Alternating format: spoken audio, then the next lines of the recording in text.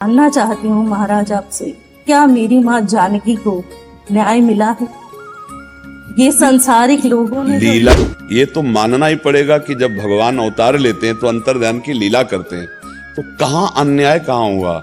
धर्मात्मा जितने भी हुए हैं, महात्मा जितने भी हुए हैं, भगवान श्री राम के कहीं भी किंचन मात्र भी मर्यादा पुरुषोत्तम में इतना भी दोष नहीं निकाल सकते।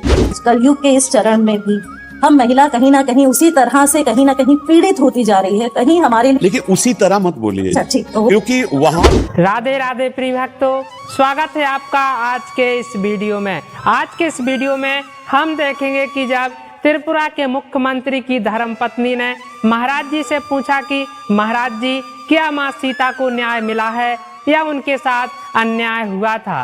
प्रिय भक्तों, इस पर महाराज जी ने क्या कहा जानेंगे आज के इस वीडियो में। तो प्रिय भक्तों, बने रहिएगा वीडियो के अंत तक। चलिए देखते हैं यह वीडियो। महाराज जी, आप त्रिपुरा एक जगह है, स्टेट है, उसको माँ त्रिपुरा सुंदरी के चरणों की धूल में मैं महाराज, वहाँ के मुख्यमंत्री थे अभी, उनकी धर्म। मैं कुछ नहीं, सिर्फ चरणों की धूल में विचलित हूँ, भ्रमित हूँ, मन में बहुत द्वेष है। हर रोज एक ही प्रश्न से लड़ रही हूँ, उसका उत्तर आपसे चाहती हूँ। मैं मर्यादा पुरुषोत्तम राम की मैं भी उतनी ही भक्ति करती हूँ। निरंतर मेरे शिव के आराध्य के साथ मैं जुड़ी हुई हूँ। मैं जानना चाहती हूँ महाराज आपसे, क्या मेरी माँ जानकी को न्याय मिला है? ये संसारिक लोगों ने लीला में और संसार के दोनों को क्या आप एक जोड़ रहे हैं? क्या दिव्य चिदानंद में लीला को आप त्रिगुणात्मिका मलिन माया की लीला से जोड़ेंगे? पहली गलती है। भगवान श्री राम त्रिकालज्ञ सर्वज्ञ हैं। भगवान श्री राम के निज जनों में एक गर्व प्रकट हुआ था। उसी गर्व को चकनाचूर कराने के लिए भगवान ने जो वन गमन लीला बाद में की और अपने पुत्र लोकुश के द्वारा सब महिमाशाली अपने भ्राता तक के सबके बलों को चूर करवाया। और इसके बाद माता जी का प्रादुर्भाव पृथ्वी से हुआ था। माता जी पृथ्वी में ही लीन हो गई। ये तो मानना ही पड़ेगा कि जब भगवान अवतार लेते हैं तो अंतर्ध्यान की लीला करते हैं, तो कहाँ अन्याय कहाँ हुआ। आपको जो लग रहा है कि एक धोबी के कहने से प्रभु ने ऐसा किया, नहीं, निमित्त बना करके अपने समस्त निज परिकर के गर्व का मर्दन कराने के लिए लोकुश को वाल्मीकि के आश्रम में प्रादुर्भाव कराना और समस्त अपने महारथियों के बल को चकनाचूर कराना और फिर उनको अपने राज सिंहासन पर विराजमान कर, अन्याय कहाँ हुआ? ऐसा लगता है। नहीं, आपको क्यों लगता है? आपको लगना ही नहीं, क्योंकि आपकी बुद्धि जो है वो त्रिगुण माया के अंतर्गत है और भगवान की जो लीला है वो त्रिगुणातीत है। चिदानंद में देह तुम्हारी विगत विकार जान अधिकारी। ऐसा नहीं, आप उस विषय को नहीं जान सकती है। जब तक उस कोटि की दिव्यता नहीं होगी तब तक आप उस दिव्य लीला को कैसे समझ पाएंगे। जैसे हम आप मिल जाएं, अब इनके आगे हमको आपको खेल दिखाना है, तो हम आप बैर विरोध का अगर भी खेल करेंगे तो इनको लगेगा कि गुरु शिष्य में बैर विरोध कैसे हो सकता है। लेकिन जब ये हमारे आपके रास्ते को जानेंगे तो हंस देंगे कि दोनों मिल के चले थे, इसलिए ऐसा खेल खेले थे। तो रावण कुंभकर्ण जय विजय है ना, भगवत पार्षद है ना, भगवान का अवतार एक लीला विनोद के लिए हो रहा है ना। तो जानकी जो भगवान की अर्धांग से प्रकट हुई है, वो भूमि से प्रकट होने की लीला है।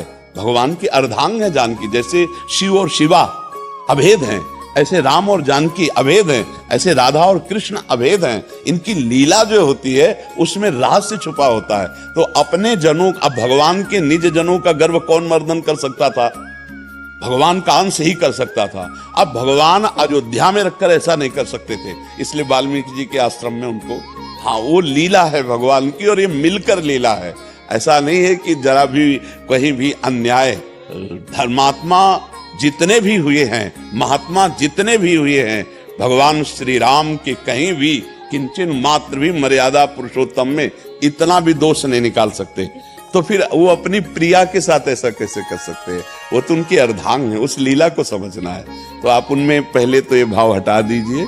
हाँ, वहाँ लीला थी जिससे सबको बांध दिया, सबके अभिमान को चूर कर दिया। आप देखो ना, और फिर आकर के विराजमान होते हैं अयोध्यापति के समीप आकर ही तो विराजमान होते हैं। और जानकी जी का प्रादुर्भाव भूमि से हुआ, इसलिए भूमि में अंतर ध्यान हो गई। और अंतिम लीला आप कृष्णावतार में देख लीजिए, अपने सामने अपने वंश को कटवाते हैं कि नहीं कटवाते, ऋषियों से साफ दिला करके और अपने सामने। तो ये लीलाएं हैं भगवान की दिव्य। उन लीलाओं में हम पार्थिव बुद्धि से अगर देखेंगे तो हमें कहीं ना कहीं दोष दिखाई दे सकता है। मुझे ऐसा लगता है महाराज, कलयुग के इस चरण में भी हम महिला कहीं ना कहीं उसी तरह से कहीं ना कहीं पीड़ित होती जा रही है। कहीं हमारे, लेकिन उसी तरह मत बोलिए, अच्छा ठीक, तो क्योंकि वहां कहीं भी पीड़ा जानकी जी को नहीं थी। महर्षि जो वाल्मीकि जी हैं, इतने समर्थ महापुरुष हैं जो भगवान के अवतार के पहले ही भगवान की लीलाएं लिख दी। उनके पास जानकी जी सुरक्षित है, जहां काल की भी ताकत नहीं है कि तनिक भी वहां कोई उपद्रव कर सके। तो अन्याय शब्द या उनके साथ कोई अनीति, ऐसा आज का जो समय, हम कलयुगी प्राणी हैं, हम वासनाओं से युक्त हैं, हम सुख चाहते हैं, सुख देना नहीं चाहते। सुख भोगने की लालसा से अन्याय होता है, सुख देने की लालसा से कभी अन्याय नहीं होता। हम सब सुख लेने की लालसा में, इसीलिए ऐसा नहीं कह सकते कि केवल स्त्री के साथ ही अन्याय होता है। जहां सुख लेने की लालसा है वहां अन्याय है। अपने सुख भोगने के लिए अपने पूरे परिवार को जहर देकर लड़की भाग जाती है ना। एक पुरुष से ब्याह होने के बाद दूसरे पुरुष का वरण कर लेती है, अपने पति की हत्या कर देती कि नहीं कर देती। या स्त्री के साथ ऐसा व्यवहार किया जाता है या पुरुष के साथ व्यवहार किया जाता है। एक पक्ष में आप देख नहीं सकती। आप देखिए, जो अपने सुख में पागल है वो कुछ भी कर सकता है, वो चाहे स्त्री हो या पुरुष हो। आप इस विषय को देखिए, क्या पुरुष ही या स्त्री ही, हम ऐसा नहीं कह सकते, क्योंकि समान भाव से जब दृष्टि डाल के देखो तो आप तो संसार में हजारों केस ऐसे हैं जो माताओं बहनों के द्वारा नहीं होना चाहिए वो होते हैं।